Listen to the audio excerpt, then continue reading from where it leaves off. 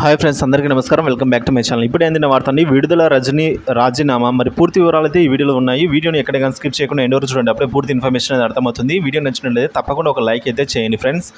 So ఎన్నికలకు ముందు టీడీపీకి మద్దతు పలికారని ఎమ్మెల్సీలపై వరుసగా అర్ధరాత్రి పూట అనర్హత వేటు వేస్తూ ఉత్తర్వులు ఇచ్చింది వైసీపీ ప్రభుత్వం. అయితే అది వారికే రివర్స్ అవుతోంది ఫ్రెండ్స్ ఇప్పుడు. ఎందుకంటే ఆ ఖాళీలన్నిటినీ టీడీపీ ఖాతాలో చేరిపోతున్నాయి. మొత్తం 5 ఎమ్మెల్సీలపై అనర్హత వేటు వేశారు. ఇందులో ఎమ్మెల్యే కోటాలో 2 ఉన్నారు. వారి ఎన్నికలకు షెడ్యూల్ జారీ చేసిందండి ఎన్నికల సంఘము. కడప జిల్లాకు చెందిన సి రామచంద్రయ్య, అనంతపురం జిల్లాకు చెందిన ఇక్బాల్ ఎమ్మెల్యే కోటాలో అయితే వైసీపీ ఎమ్మెల్సీలుగా గెలిచారు. వీరి టీడీపీలో చేరటంతో అనర్హత వేటు వేశారు. రాజీనామాలు ఇచ్చిన అనర్హత వేటు వేశారు.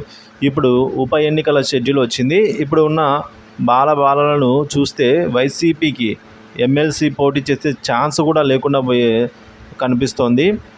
సో అలాంటి 2 స్థానాలు ఏకగ్రీవంగా అయితే ఎంపిక అవుతున్నట్టు తెలిసింది ఫ్రెండ్స్గా. ఆ 2 స్థానాలకు పదవులు వదులుకొని టీడీపీలోకి వచ్చిన వారికి ఇస్తారా, లేక ఇంకెవరికైనా ఇస్తారా అనేది టీడీపీ అధినాయకత్వం చూసుకుంటుంది. కానీ అనర్హత వేటు వేయకపోతే కనీసం సాంకేతికంగా అయినా వారు వైసీపీ సభ్యులుగా ఉండేవారు. వైసీపీ తొందరపడి ఆ అవకాశాన్ని కూడా కోల్పోయింది అని చెప్తున్నారు. త్వరలోనే 2 ఎమ్మెల్సీ స్థానాలకు స్థానిక సంస్థల కోటాలో ఎన్నికలు జరగనున్నాయి. సో ఇప్పుడు వైసీపీకే ఎక్కువ సభ్యులు ఉన్నారు.